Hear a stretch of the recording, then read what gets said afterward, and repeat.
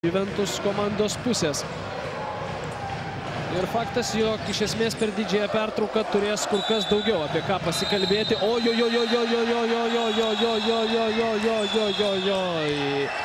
O čia negerai. Muštynės prasidėjo tarp abiejų komandų ir situacija tampa nekontroliuojama. Fanai bėga į aikštę. Čia prasideda su kėdėm.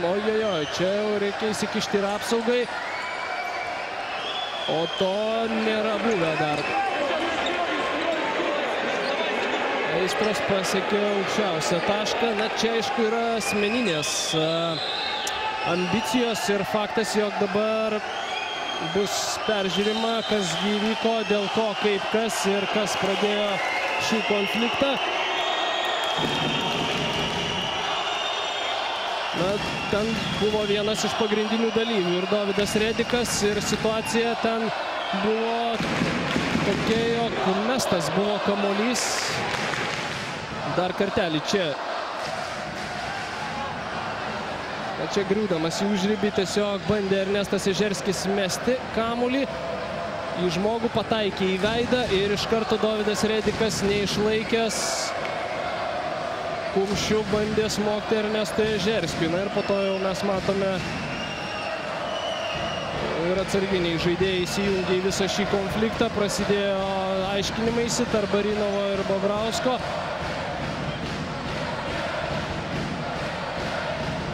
Na, visai to nereikia Vilniaus Lietuvos Ryto komandai, nes ji pirmauja 21 taškų ir iš esmės, na, tos emocijos visai nepamatuotos. Na taip, į galvą, tiesiai į galvą. Jie metė Dovydui Redikui kamuolį Ernestas Ežerskis ir po to jau sekė ta reakcija.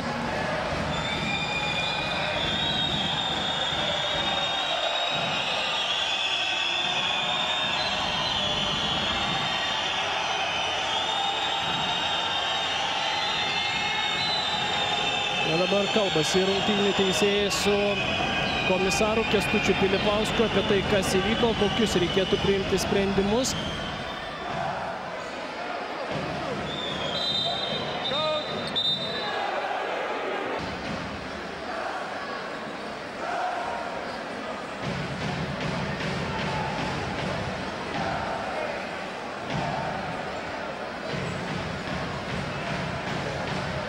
Na, čia matome, buvo agresyvi Dovydo Rediko gynyba ir netgi prieš tai į veidą gavo Redikas nuo Ežerskio, tačiau po to jau griūdamas Ežerskis į užribį, suprasdamas, kad praras kamuolį, metė jį tiesiai Redikui į galvą. Ir aišku, Redikas tai traktavo kaip tyčinį veiksmą ir iš karto puolė Ernestą Ežerskį.